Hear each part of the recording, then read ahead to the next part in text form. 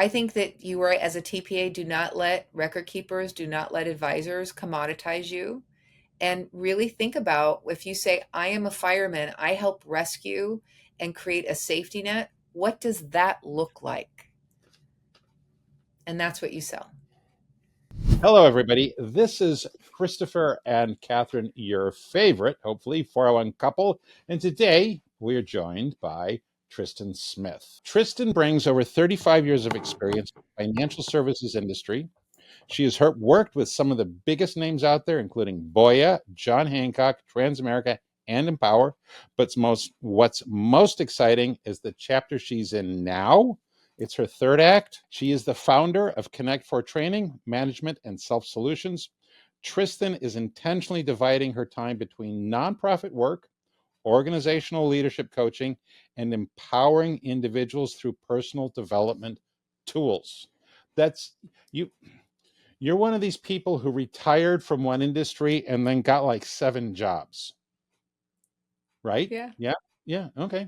And obviously, we're going to have a link to your LinkedIn in the show notes. But so the first question we want to talk about is, how did we first meet? I think I remember. I'm wondering. We not talked about this beforehand. I think it's going to be interesting if it's the same memory. Okay. I think it was around '04 or '05 in Toronto at a Four Seasons Hancock thing. Probably. Maybe. That's not the what I mean, that's not the memorable meeting that I have in my mind, but I'd like to hear yours. No, I want to hear yours now. I'd like to hear yours, please. I don't. All I Were no, you drinking? probably. I don't know. Were we all drinking and having fun? Yes. Did anybody fall down? It was '04, '05, probably. It was a No. party. It was a We party. want to do business with you. Have Yeah. another drink. Yeah, one of those. It was the beginning of the. I associate you with the beginning of Hancock's Practice Development Group, which is a very funny thing, where a Canadian company hires a bunch of Australians to teach Americans how to run their 401k business in industry that exists in one country, the United States. Okay, Hmm. and all I remember is well, one, it's very nice when somebody sends you to the Four Seasons in Toronto and then somebody else is paying for it. That was very nice. All I remember is that you were a very good person to talk to. And I liked talking to you. And at the time, I wasn't trying to do anything on the West Coast. And I think you're obviously California based, but I think your territory then was California. And then The Western 13 states. yes. And then I don't remember where you went, where you were before that or after that, because I've never written your email or work phone number down in pen. Okay, it's always been in pencil with you. Okay, hey, okay, but so what's your memory? Well, Yours is going to be better than mine or clearer than mine. I'm well, going to look silly. no. So I was at John Hancock from 96 to '04. So Okay. it was probably my very last year there was when they Yes. brought in Rod and Ray. Rod and Ray. Yes. Yeah. And I had the 13 Western states, and I spent a lot of time up in Toronto. Like a lot of those leadership and operational trainings and advisory board meetings, they were started on the West Coast. Not because I'm so spectacular, although I was. No, I'm kidding. But it was because it was so thick. Like the TPAs were so thick in the West that we can say, hey, let's try this. Let's do like an operation meeting, or let's bring together partners, and people would drive in, and it was doable. We'd fly people in. So a lot of those things that came to Toronto later were birthed out of the West Coast, California. You have your hand. That means you have a question. No, there was a Hancock event in LA ish. Okay, I'm from Chicago, so LA is like 200 miles long. Okay, so where other TPAs say they remembered meeting me, and I don't remember meeting them. Okay, Oh, so that yeah. could have been there. Now, Was that the boat? not all drinking. Was that the boat? No, what boat? No, I that feel like the first time I met her was you're at a boat. the first time you've met Tristan was probably 2018 on the boat You out were of Puerto Rico. That was probably in Puerto Rico. I think was that the women's No. The the first time you met Catherine was when we finally oh, qualified for a Hancock trip, okay. and we made the boat trip, the Hurricane Maria after party. after party. Okay. Yeah, yeah. Okay. That's the first time So you saw Catherine. so here's my memory, Okay. Mr. Tipper. So, and just, you could have written my name down in pen. I was at Well, you came Empower. down in pen. It was My my my email, and I have the same telephone number I've had since 1996, first of all, right? I don't know how that happened. So I was at Great West, John Hancock from like 88 to 96. That's how I got my start.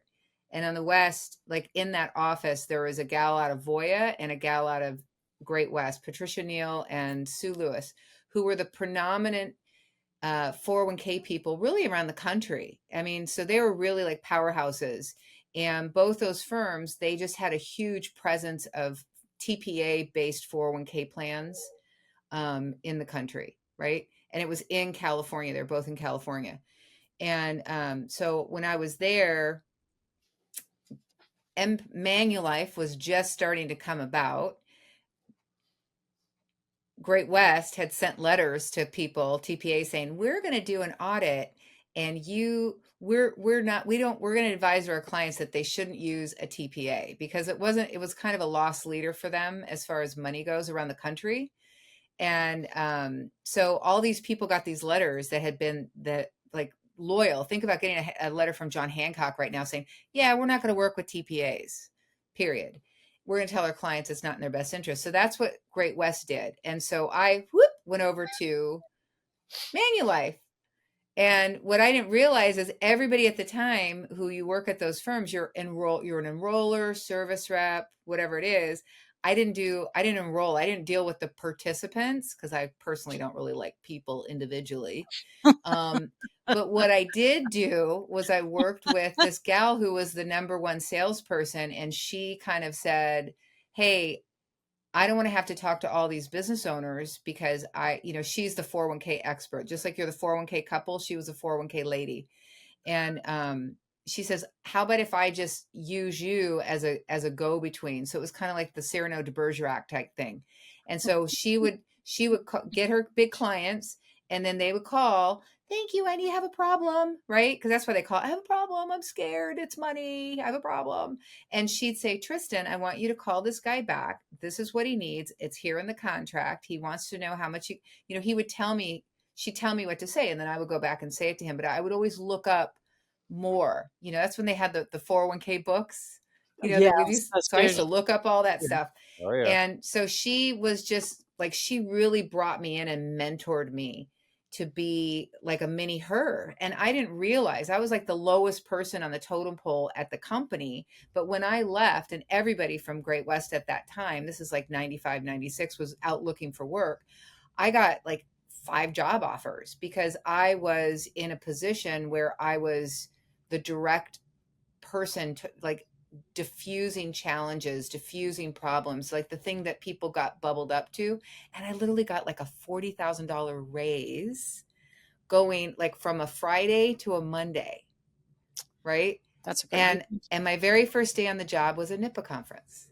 And I was with Terry Weatherby, and Ann Slotwinski was like the Christina Canis. And I'm like, I have no idea who these people, and all these people I'm meeting for the first time, mostly West LA, the 13, Western states.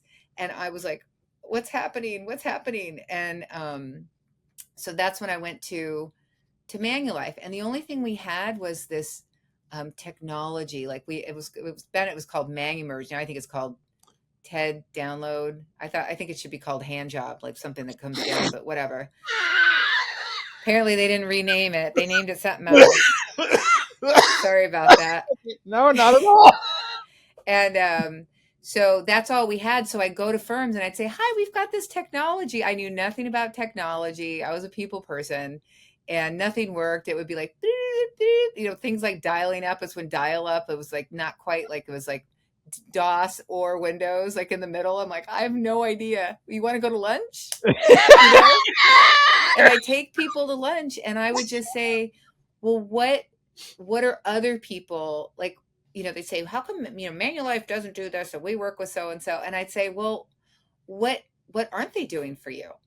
If you had a magic wand and they can resolve a problem, what would it be? So I kind of always approached working with my clients in that way. Not here's what we have, but what can we do for you? What are you missing? And it worked for me. So a lot of the things that I do now with like leadership and training and customer service and well-being and mental acuity, all those things I do now are things that I birthed through working with at the time Manulife, because they allowed me to. They didn't like, we don't care how you get the clients, just get them to be loyal. Right. And so I knew all the staff, and I would do because people, I don't know if it's still that way, but back then you have a very highly educated, high thinking type industry, and people aren't always good at doing the numbers and the math and having a conversation. So I did a lot of training on how to be human. Is it still like that? No, I don't know. Yeah, I think there's people numbers who can't do either. No, well, okay, yeah. Well, so we got a third skill set. Yeah. Okay, so But you're right. How do I gently put her back to the question? So what's your? So here's how I first met you. Okay, so here's the deal. So I left Manulife. I went to Transamerica. Went Transamerica, and I actually managed a service team there. I wasn't working with TPAs. And then I came out to work back with TPAs like 5 years in. And this is my first memory really of you. And I hope you laugh about this. So you nailed me down to a lunch meeting, and you were hot. You came in hot. Oh, imagine that. Tristan. And I'm like, I barely knew you other than someone from Chicago's like, can you meet with this guy? He wants to do business in Seattle. And Todd Moriarty, who was our sales guy, who I think he's now retired, he was like, he had his people. And you're like, why isn't Todd working with me? Do you know who I am? And I'm like, no. No. I mean, I do. You seem like a really nice man, even though you're yelling at me. And I just basically, I think what I said to you was, I'm here to help, but you have to tell me why he wants to work with you. And you have to then tell him why what's in it for him. This is not about, I'm a big player at Transamerica or Hancock or anything else. Like, make it so. Each individual relationship is an individual relationship. And I just remember your face. You weren't really sure what to do with that response from me. And you just smiled and you said, I like you. And then after that, we kind of talked about how to approach Todd, who was, kind of a tough guy. You know what I mean?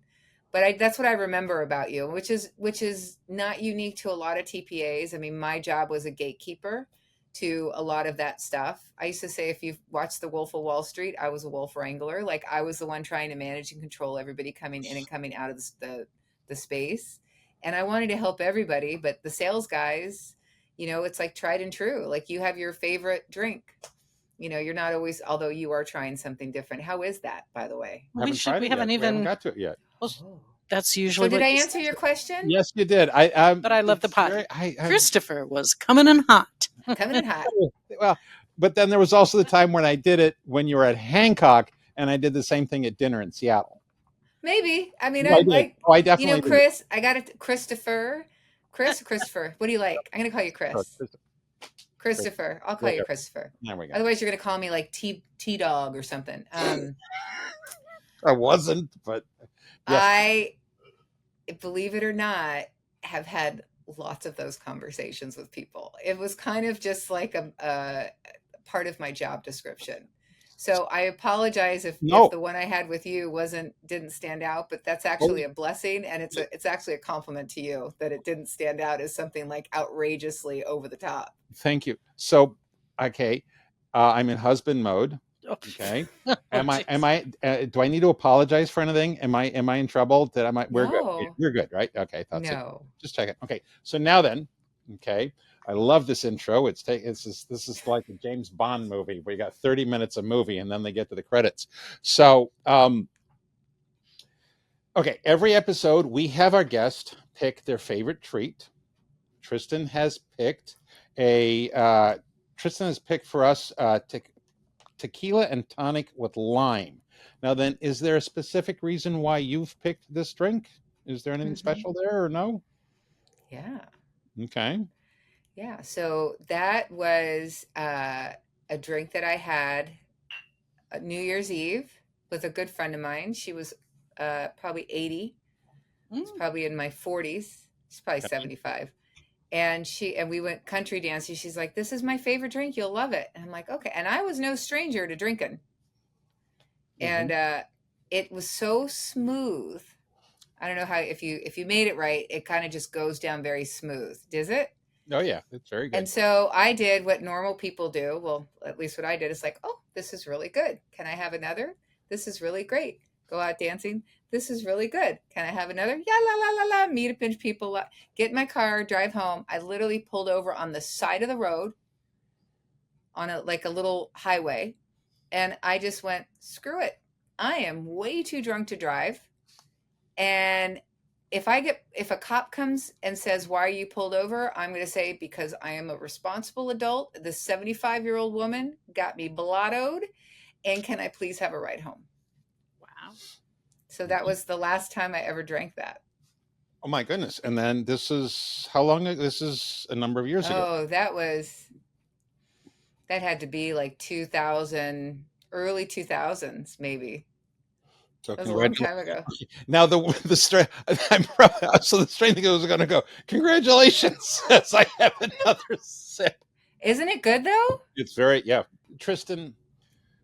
We've obviously always talked well together, connected well. It's always been very, very easy to just have a conversation with you, and you are somehow naturally very much oil on water, especially with me. No, oil on water. That's a good oil on. Isn't oil on water? Doesn't that calm the water down?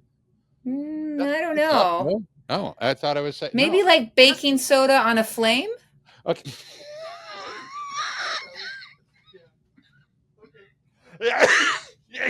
Okay, she's working on her stand-up routine. Thanks. So now I'm not apologizing for hitting you with a lightning round, whether I don't know if you knew there was going to be a lightning round. I'm not so worried about springing it on you. Okay. Oh, see, he's coming in hot again. This is warm. I'm going to have to change my clothes. I'm going to take off the green and put on something. What do I got? This is going to be the perfect murder. She's going to kill me, isn't she? No, wait. Okay, so Tristan, this is all well within your wheelhouse. This is well okay. Within your skill set. Don't make me think hard because I know nothing about retirement plans. Oh, I know. It's fine. This is about you. Okay. What's one lesson from corporate America you still use every day? A lesson from corporate America that you still use every day. Is there one? Well, I'm going to say the obvious one. The face. The face? Mm-hmm. What do you mean the face? Well, I'm going to say, there's a longer answer to that, but is this a timed response? No. Okay. This is a conversation. So the short answer to that is, so I get into corporate America. I'm not a corporate person. I was like Josh from Big. I mean, I didn't know. And I was like a slap shot. And I actually kind of cheated on a typing test to get my first job. There we go. I'm a creative person. I did stand up in college. I studied psychology. I'm a people person. But I needed some cash. Right. And, the first thing I realized is that in corporate, first of all, you always know who the boss is. It's the one that everybody's like, "Oh, you're great," walking around, and and so I had to learn, I call it kind of corporate acting, corporate acting. So, and I tell people here in LA, that I want to be an actress. And I say, you want to get into acting, get into corporate America. I mean, A, you get paid for it. B, you act like you care. You act like you're listening. You act like you know what you're talking about. And when your boss is talking, you act like he knows what he's talking about. But I learned also to cover the face, which is when somebody says something ridiculous in our head, we're like, what? And you just learn to go, mm-hmm. See, Oh, that's great. oh, cool. So when people are coming, so that's what I learned from corporate. I learned how to interact with people who could be sometimes a little outrageous and crazy and ridiculous, and not make them feel that way. That's what I walked away with from corporate. And like a quick story, go ahead. No, keep going, keep going. You're the guest. No, go ahead. I'm sorry. Oh, no, I was going. What I was going to say is you've only reconfirmed my notion that I would not last until lunch. Okay, at a corporate Yeah. job. No, I mean, how long would I last at Hancock? No, 10 o'clock You coffee barely break. lasted that first meeting I had with you. I don't know. I mean, you're lucky you got an invite back. No, I'm kidding. I think you're great. Sorry, Kat, I've always kind of loved you. I think you're funny because you're real. And that's the thing, is not everybody's real. TPAs are very real. I loved working with TPAs. Didn't love working with advisors, but I liked a lot of advisors. With corporate, like I'll tell you, one of the things I'm doing now, and this is going to transition into kind of where I am now, Okay. is Yeah. part of what I do now is really work with people to figure out how to be their real authentic self, right? So for years, Actually, right? You're hmm? flipping it from the face. From the face. From the face to being authentic. Because people in corporate, a lot of times, like the bigger you get, they're not authentic. There's a lot of, especially when it gets big corporate, there's a lot of feeling is I have to say and do what is expected for me to be respected. They don't always really pay attention. A lot of people aren't present, and it has nothing to do with really corporate leadership. I think it's kind of a statement to how a lot of people are naturally, right? Like we think we have to be a certain way to be something or to gain something or to do something. And we're afraid to show people really who we are and that we're vulnerable or that we don't know something. And I never had a problem saying I don't know something. What I would do though is just spread out that I don't know, and to a lot of different people. Like I wouldn't go to one guy and be like, I don't know Excel, I don't know Word, I don't know how to use CRM, and I don't know anything about a 401k. Like I would spread it out and say like, hey Joe, it's been a long time since I've had to do a pivot table. Do you mind? Can you like help refresh me? And I would spread that out, right? But if I just kept it to myself that I don't know anything, I would be slinging burgers at a Bob's Big Boy right now. And so I think that there's a lot of grace in being able to say I don't know. Corporate, you can get run over by that. And the other thing that I always thought was very funny in corporate, and this is where like my comedy comes from. Like I got paid for 30 years of research so I can do comedy for free, because that's like comedians don't get paid unless you're like huge. I could probably get a Netflix special if I wanted to, but what's the point, right? I already did that. It's like a lot of late nights, a lot of drinking, a lot of weird people. Like I barely made it through my 20s and 30s doing that. I don't think I could do it at 60. You know what I mean? But Right. With corporate, some of the stuff like towards the end, when I tapped out, like retired out of corporate, I would literally be listening to calls and think, I don't even know what they're talking about. Like I need a dictionary to follow this basic concept of work harder, be smarter, whatever it is they're saying. And they would give something like a Monday musing. Would you rather be a lion or a lamb? And then like this 8-page email from and I would sit there and I would think, holy cow, did this person just do that? I want to be the jungle. Like, I want to be the self-sustaining element that all beings thrive on. You know what I mean? And so when you start thinking like that, it's very hard to kind of show up. And it's hard to, because at the end of the day, we're always there to make sure that our clients and the people that we're doing business with are being serviced in the best way they can. And there's a point when companies get big, like you don't really have a lot of control over that. You just have to basically take what you're getting and try to make it work. And that's not really, in my mind, like what I want to do after 55 is like slinging corporate stuff, and you're in a rat race. And I kind of, yeah. And I kind of think if you win the race, you're still a rat. So I just got off the hamster wheel. Okay. Well, okay. Now, moving on in our lightning round to the second question. Does anybody need a bio break? Okay. If you had to give your third act a movie title, what would it be? Ooh, the ember and the ashes. Ooh, but that sounds...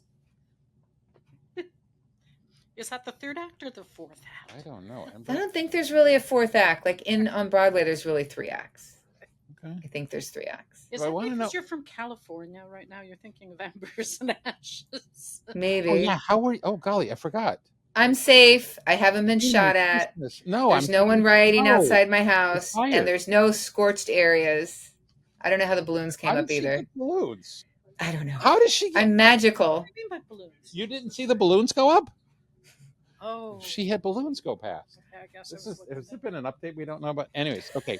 You want to explain Ember and Ashes other than you were okay in January, or is that for a different podcast? No.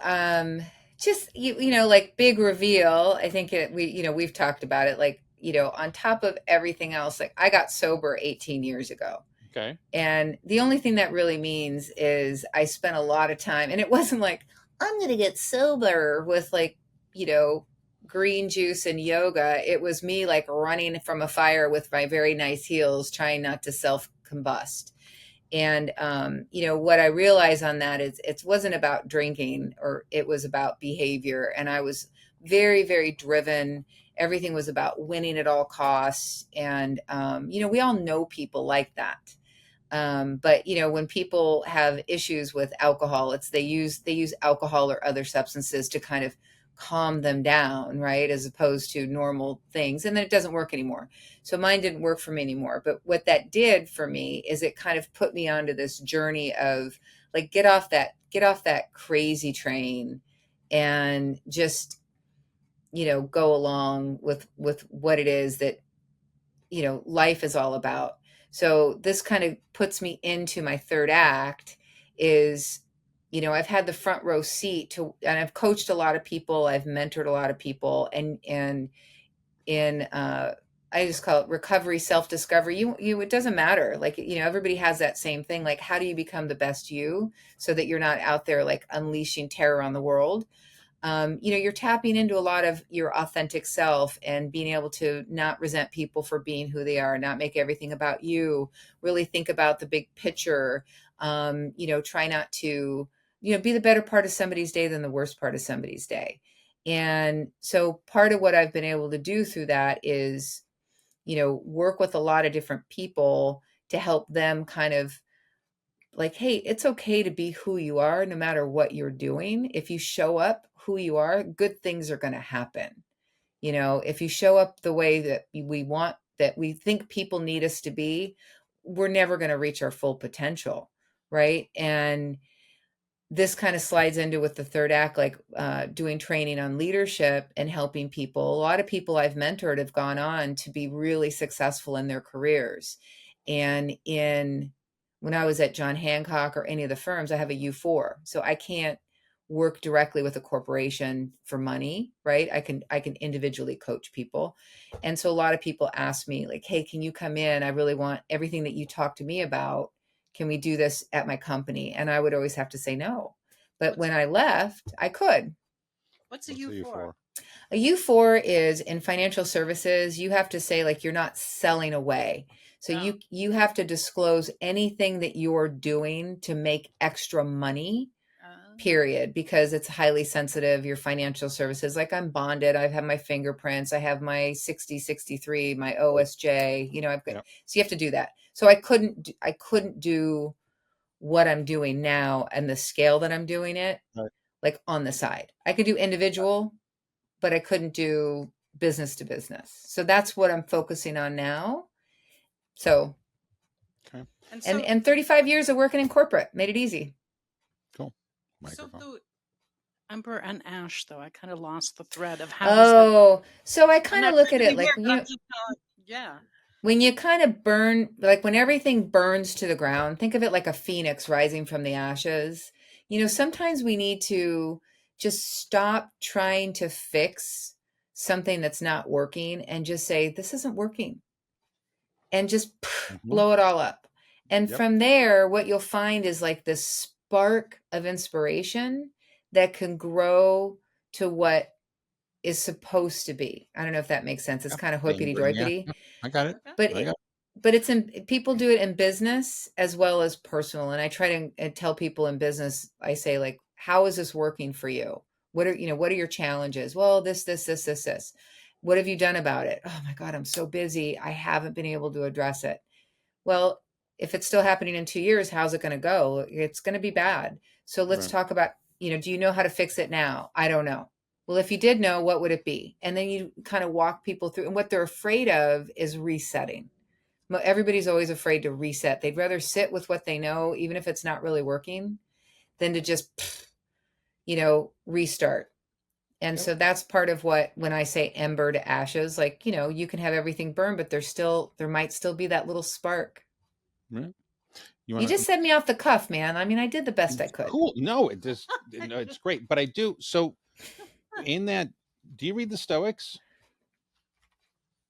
No, you really it because there's a lot of things you were saying. I'm like, this sounds like the stuff I read with the Stoics. You want to do the next three Oh, questions, dear, Well, or you want me to do no, them? I'm letting you do it. I Okay. All think right. Okay. some of the Well, question, I mean, it kind of goes into it I already. know. Well, but Zach did the work. I'm going to follow up. Okay. What's one habit or mindset shift that's made the biggest difference in your personal growth journey? mm. Mindset or shift. Mindset shift. It's not about me. Okay. That's it. Just don't always think about how everything affects me. Think about how what's happening and best outcomes, not best outcome for myself, I guess. If You took a note. What does that? pardon, You took a note. So not about me. I wrote down her answer. oh, okay. Be more selfless. Okay, that's good. I'm Yeah. sorry to laugh, but it was just like I thought you got an insight, but No, you I didn't just know. answered the Well, question. it's no, it's Yeah. just that it's how it. I mean, it's um, we kind of got that from Leah Bliss. Oh, We kind of got that from Sherry She Fitz. got that from me. She She, got that from me too. but we're picking up a theme here. Okay. Now then, so I'm wondering if this question is going to lead into the next one. If you could instantly gift one skill to every leader you work with, what would it be? Sense of humor. Oh, that's oh. I thought it was going to be not about me, but the sense that's though I think having a sense of humor is not always about you. true. So if And I'm curiosity. oh Curiosity. yeah, we are finding out that that is way more important lately than I would have ever thought. I don't know. I think I'm a curious person. She's way more curious than I am. Okay, and we found out that not everybody is.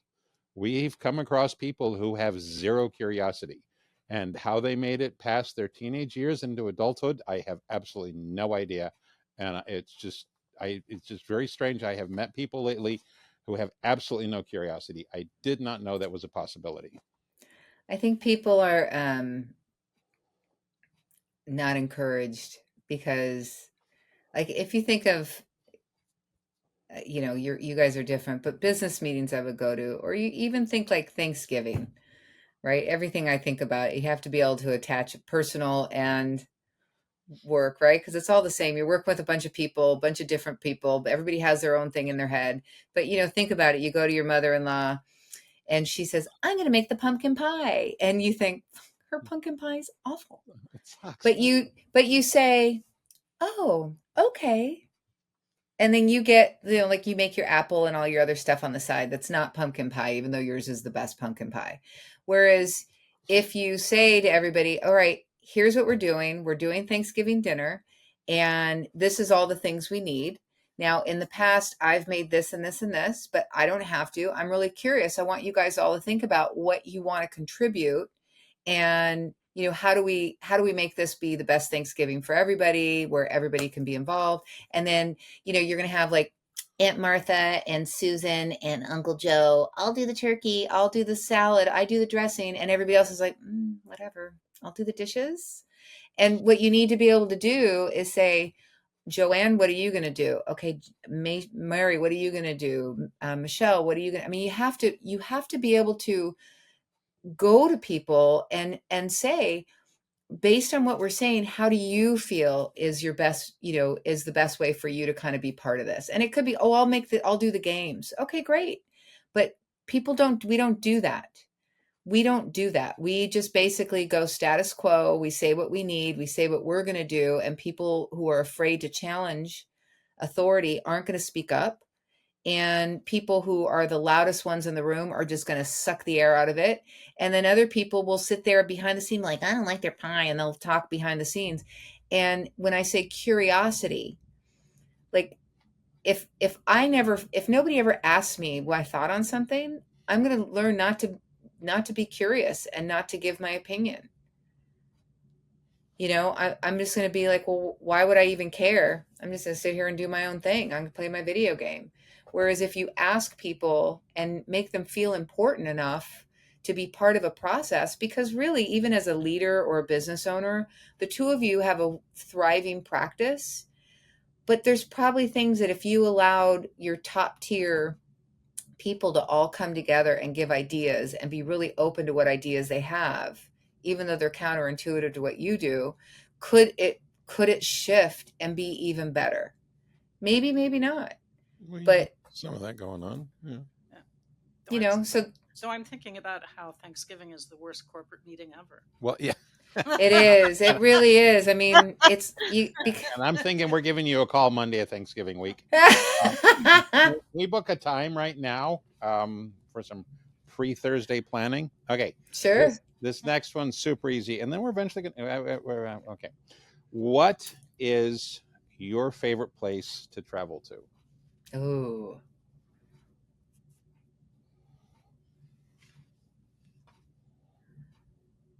I'd say anywhere that I could smell nature.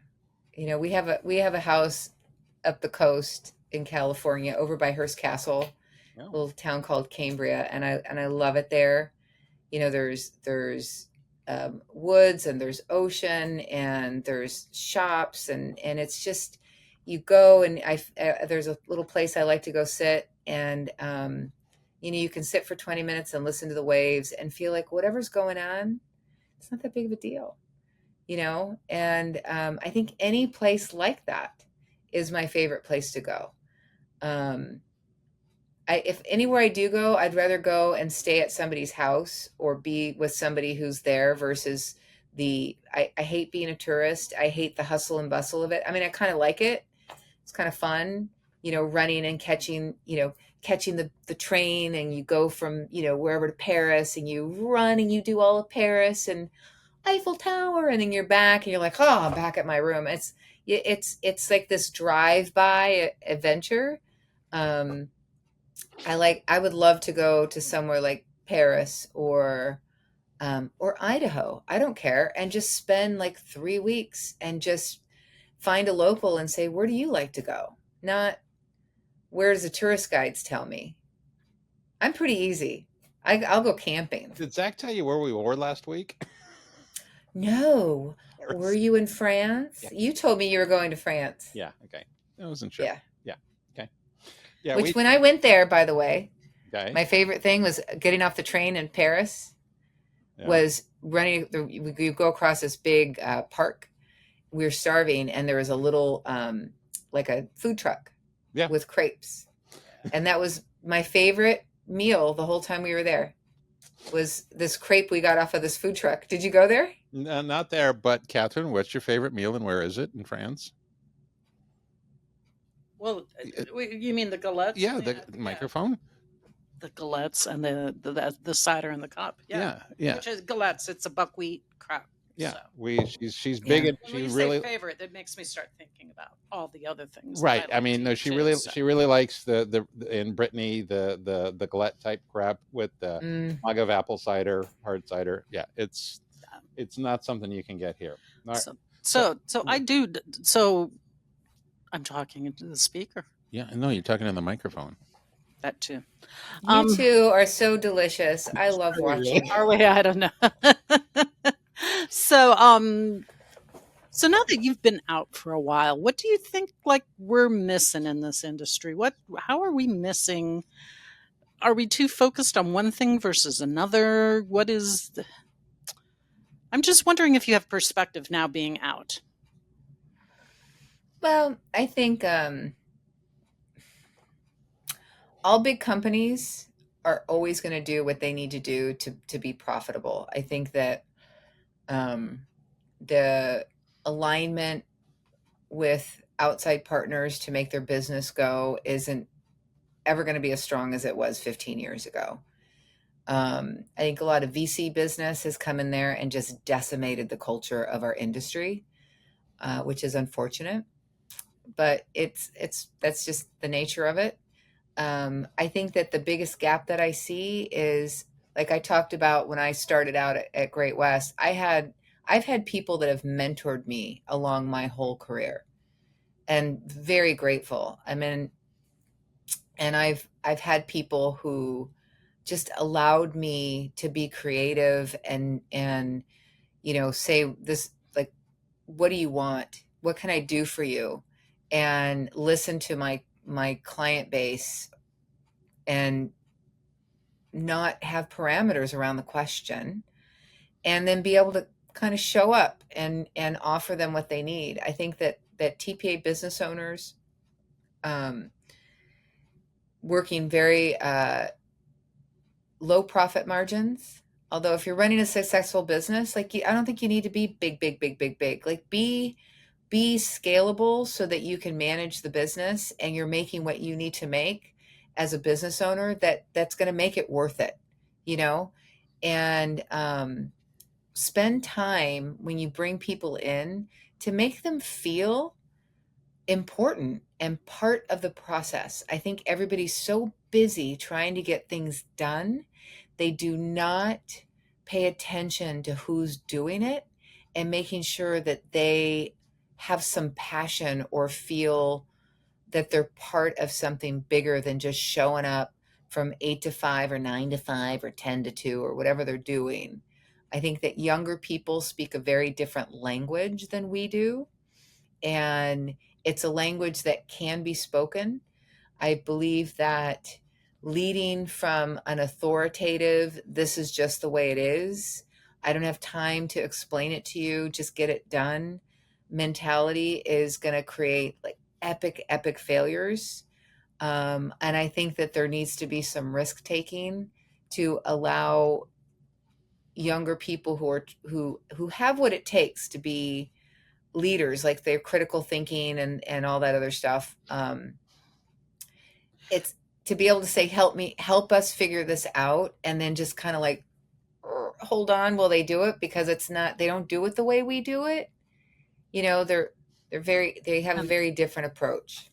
So with all the VC money, like you're talking about, VC money doesn't seem to be interested in creating a culture or creating that kind of environment. So what's the natural thing that ends up happening? I mean, I can see for a while, VC sell to VC, but I mean, how long can that chain keep going? Is there a certain point when they no longer is enough profit that they keep up with it, or is it just money always needs to have a place to go, so it'll be there? I'm just wondering, does the wheel turn? Are we does our industry get distorted just because this type of money and this kind of value system, it's in ours and it's in other ones? And so is it just something we make it through and then it gets better, or is it like this is life as it is now? I don't know. I mean, I could, and I didn't hear the disclaimer. Please know that anything Tristan says is 100% her opinion, and it Yeah. has nothing to do with anything else. I've worked alongside a brand my whole career. I've had to, carry like the company mantra, and I don't anymore. Right. And I can just tell you what I see, just from my experience. Is I've seen a lot of companies getting taken over. I've seen a lot of business owners very idealistically like, oh, this is great, and they're going to let me be part of it. And then they watch this business that they've grown within 18 months. All of a sudden, it's like, yeah, thanks for coming. See you later. But this is what we need to do to create efficiencies. You can't have a bunch of people working the way they work. And TPAs are notorious for kind of clapping along their own little trail, as individual business owners. COVID taught us that, like how many people you guys I know pivoted, but it was a struggle, like getting people like, oh my God, I have to be virtual, and with the VC money, I think they come in, the smart ones have kind of created some type of culture. Like I know that there's some that have culture and they have training and all this other stuff from within. But at the end of the day, like there's no sugarcoating. Their role is to buy something, grow it, right? And when they think grow, there's a lot of different ways you can think, oh, we have more assets, we have more lives, we have more whatever. But, it's about revenue. It's about revenue, not more assets, revenue, which means the money coming in outpaces the money going out. I think that that's important. And it's funny, there was something else that came in my head, and my brain's like, don't you dare say that. And you know what? I don't even know what it was now. Oh, Um, you're holding back. because now I don't know if I'm holding back. I think that's just like many years of corporate restraint just kind of locked something back into its cage. But I think, You can only go up so far, I think, right? you can just go up so far. And, the TPA business is really not, TPAs don't make money on assets. TPAs make money on lives, right? And venture capitalists and your advisors and your record keepers make money on assets. So no matter what we say, even though a lot of the vendors give you money for, revenue sharing, whatever it is based on assets, it's still about how many lives you have under management and how much time is allocated per life. That's really the formula for success. And I believe what is the end game, if you want to know what the end game, I believe what the end game is if you think of like an Amazon who can cross sell. Like basically they own a lot of these smaller companies. Like, you have a little boutique shop, you want to be bought by Amazon, right? Now everything's held in their work, their storage units or their facilities. It's not like, Jane's little doll shop anymore. All Jane's dolls are at the Amazon facility now because Amazon owns Jane's dolls. And so I think with the venture capitalists, they want to be able to own and access the individuals that are attached to the plans. And you cannot do that. You cannot cross sell if there's not common ownership. So ideally you have like Joe's roofing can cross sell to Manuel's landscaping to Marco's real estate. And I think that's the end game. And I think that we keep trying to think of it as being money and buying and selling. And for you it might be that like you sell and then you stay on there and you sell again and you make more. But they want all those people. That's what I think. That's Tristan's California thought process. But it's a very interesting answer, and how you were being very clear about there not being culture. Okay. everything you read about in business is you've got to work on culture, whether it's virtual, hybrid, or completely, in-house, and all these other things. But the driving force in our industry is something that takes all the culture away. Is that, I mean, those are my words, but I think that's, Are you I talking think about like the VCs? the VCs, yeah. No, I mean, they're, I mean, They're trying. I mean, I think that they're starting to kind of understand that it's part of it. But I mean, that's like saying that your mom understands what it's like when you're 3 and your little, the kid at school like tied your shoes together. Like, I understand, but they don't. There's really nothing they could do about it they, other than get you slip-ons. Sorry. you're gonna kill me, girl. All right, I got a couple more questions. Okay, you did not go to college. You first got into corporate America by cheating on a typing test. How do you actually do that? Zach wants you to how you- explain some more. There is the I big just want to phone a secret. friend. There's a big secret. There is the big secret. I mean, it's not if you're telling people, but I'm presuming the statute of limitations has run out. So well, I'm not working for. I mean, I don't have to apply for another job, so it's yeah, fine. But I will tell you. I mean, I am not the person that you would get to go be at your alma mater to talk about how to be successful in business, because although I am in an industry, and I'll just say this, and I've said this many times, I am in an industry that is degree mandatory. I am in an industry that is degree mandatory. Financial services, you have to have a degree to get in the door, period. Most, and I didn't finish college. I was having a lot of fun. I had my own business selling dry goods and party planning. I'll just kind of put it like that. okay. And it made it very difficult for me to focus on the task at hand, which was studying. And Fair enough. so I was engaged to be married. I'm like, I'm not ready to do that. I broke up. I dropped out of college. And my parents they were having a lot of financial difficulties then too. There were some things going on that it just made it kind of cost prohibitive, even though they never said that. Okay. And I always kind of figured I'll go back. And so I came to LA and anyway, I got into Great West. I used to work at Ouple, like talent agency. And I used to laugh, like, people are ridiculous. Here's what I do know. People will see what they want to see based on how you show up and present yourself. And that's what's called kind of a con artist, right? That's how people kind of get away with stuff. I do not look like, I look like somebody who I look like. I look like exactly who people think I am, right? So I show up, I took a typing test, and what they do is they put you in a room with a computer and they have you practice for like 10 minutes until they remember that you're in there, basically. And then, so what I did is I knew I had to type 52 words, and I typed 52 words, made a couple of mistakes, and then I copied and pasted it, and I paged down like 8 times and pasted it. And then I went back to the top and I started like I'm practicing. So when they came in and the first thing they say is, all right, delete that.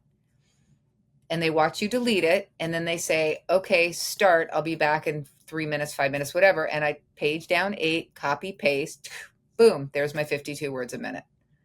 That's how I cheated on a typing test because I had no office skills, nothing.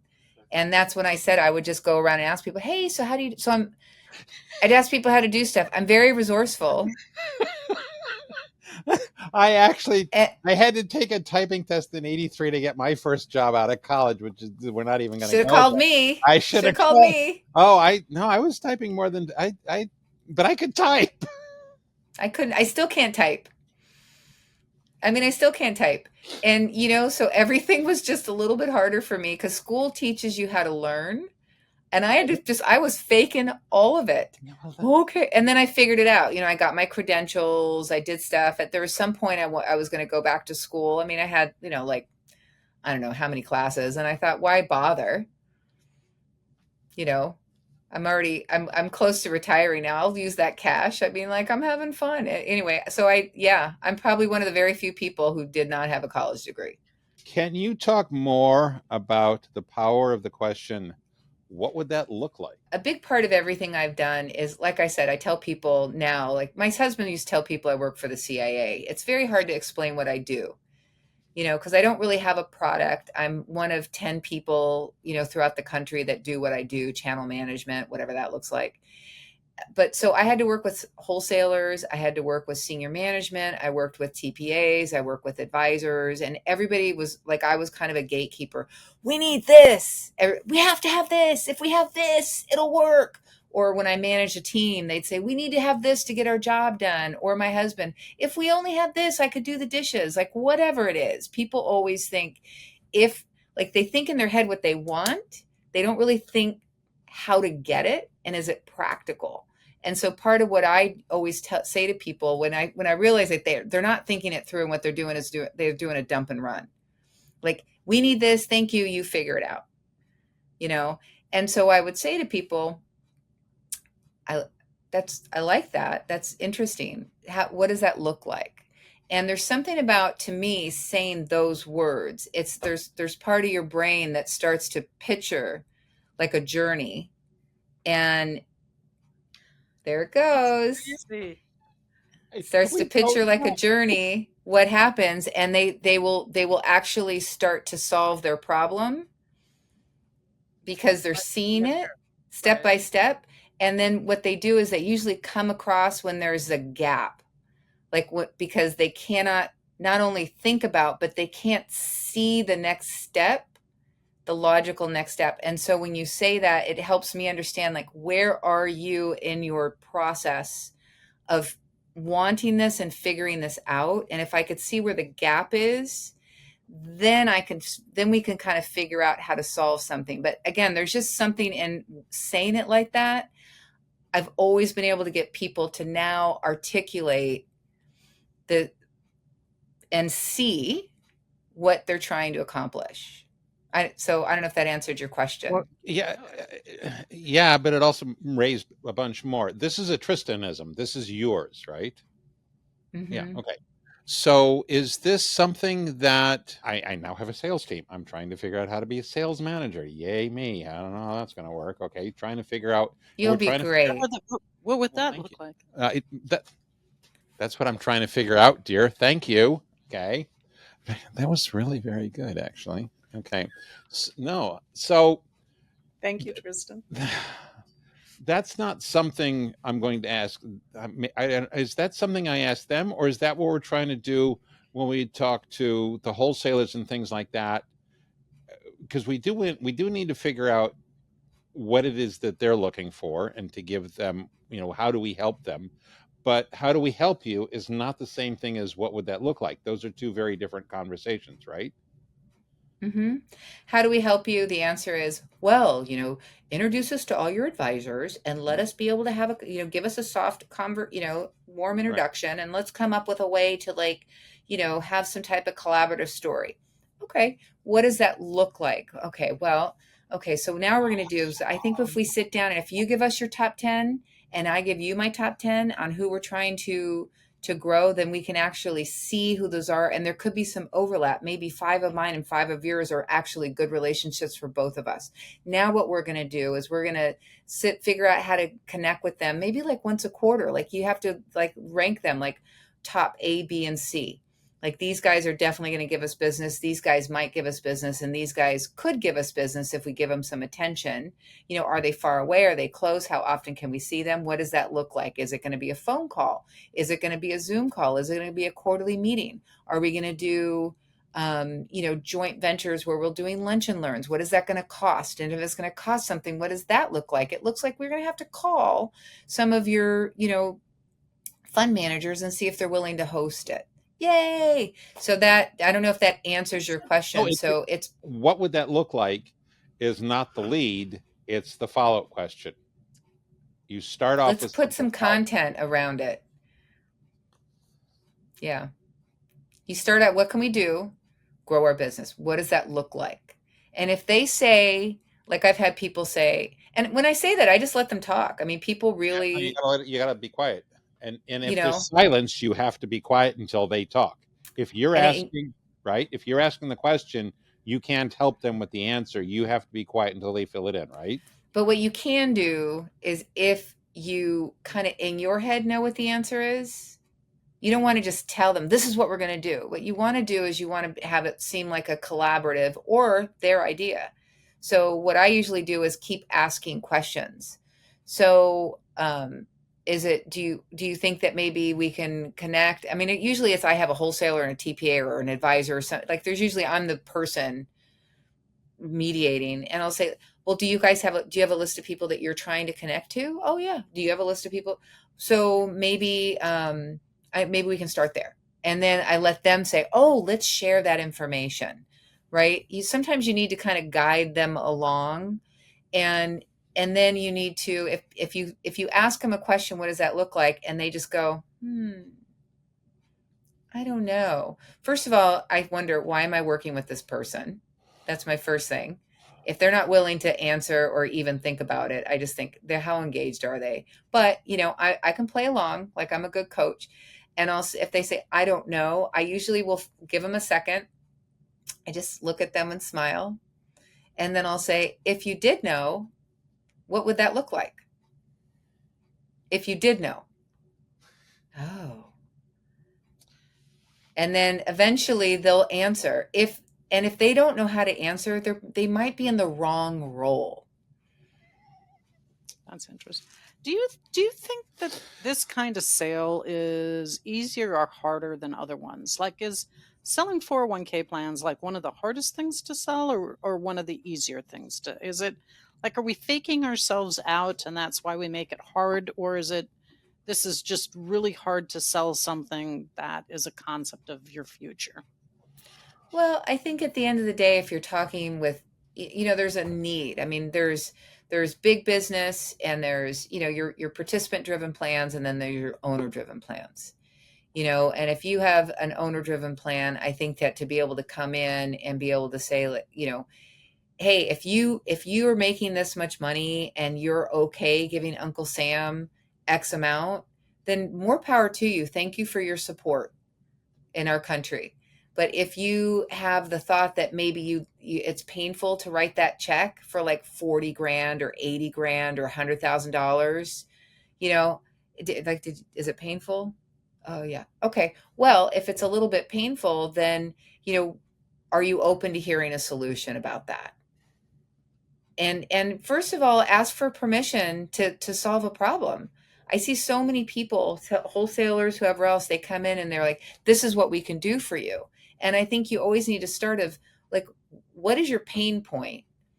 Is there a pain point? And if there is, what do you need in order to alleviate that pain point? And if you don't know what that is, or you don't know how to get it, if you don't know what that looks like, we can help you. Do you want to hear more? I don't think that that's that hard. And if they're not interested, then move to the next one. Okay.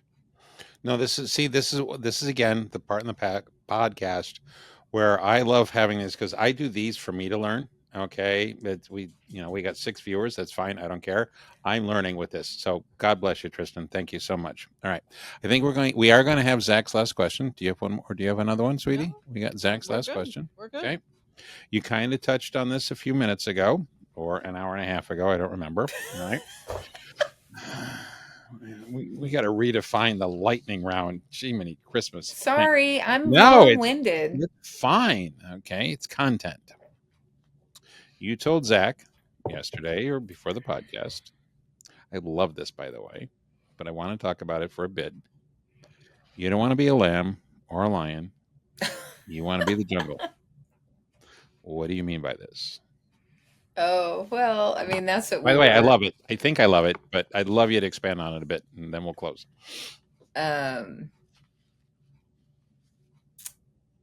Well,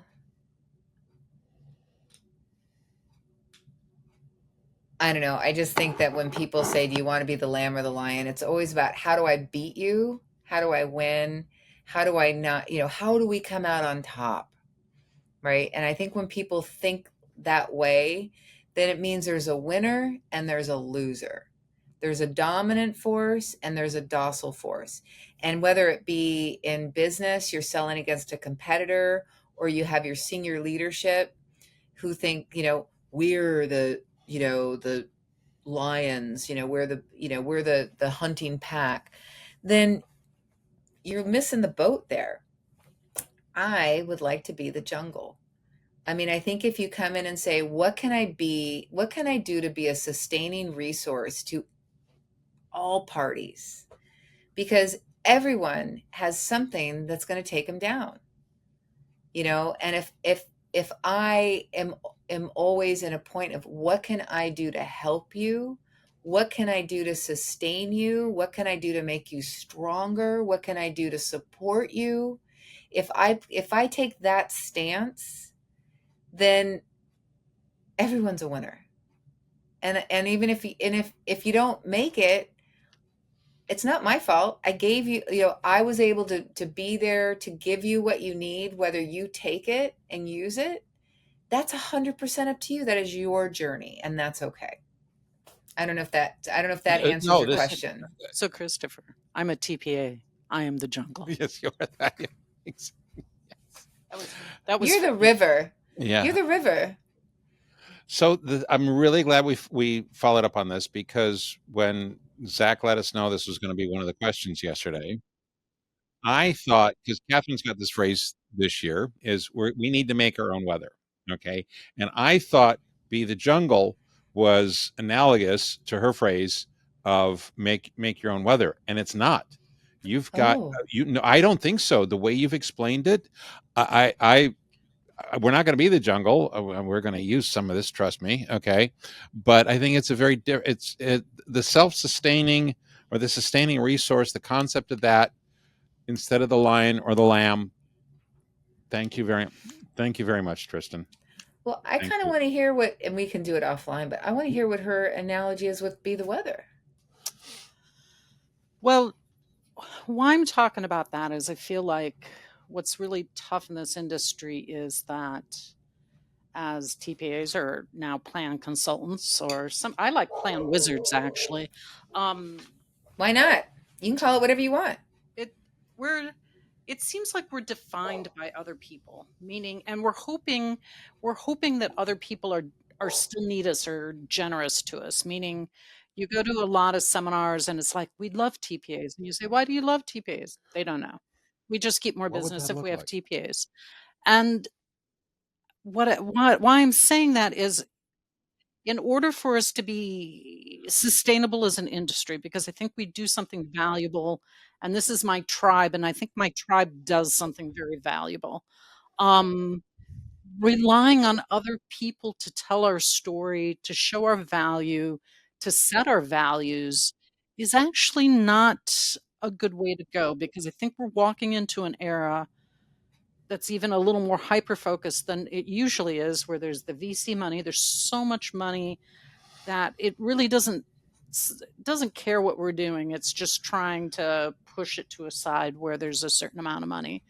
There's lots of AI coming in, and the way people look at that can be really reductive in terms of, we just get rid of people because we'll have all the answers, when I feel like that's the least Yeah. creative way to use AI.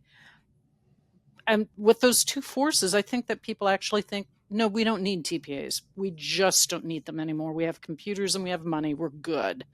And so my thought is that we have to make our own weather. We have to show how we think and what we do is valuable. And it isn't just saying, I do 87 different processes, because nobody likes that. I think it's a message of quality. It's a message of sustainability, because really, if you do a quality job with a quality vendor at the beginning of your life, you will have money at your retirement, but you actually feel more in control of who you are your whole life, right? So it's trying to solve the problem of, are we a product or a service? What are we? Do you know? And we lose when we're just a product. We lose when people just say 401k plans are a product. And if they're a product, then AI can make them faster and VC money can take away all the roadblocks and everything gets done in 5 minutes and nobody has to look at it. So I use it as a rallying cry to like get people to start thinking, what's the essence of what we do that should still remain? And I don't know if we're a different industry than other industries, but I know my tribe, and I know when I meet someone that they really care to get it right. They really care to know the reason. There is a certain amount of care for an individual because I'm going to figure out and solve your problem. And I'd like to keep that going. So, when It's a culture thing. So when you talk about the ember and everything else, I mean, some of that is maybe almost when you burn it down to the ground, what do you still have? And what you still have is this thing that's important when done right, that's fundamental about what people need in their security, no matter whether they're making minimum wage or making more. Lots of money is kind of a different thing, but it's just like there's a fundamental self-care thing about doing this right and helping people do it. So maybe that sounds too optimistic. I don't know. That's just how I roll, and that's how I look at it. After being all this time in it, it's not just a job to me. So, honey, what would it look like when we make our own weather? We do a lot of videos explaining it. Do a lot of videos. So can I just say this as you said what you said? Can I read what I wrote down? Sure. Please. So I think TPAs are like firemen. They're all about safety and rescue, right?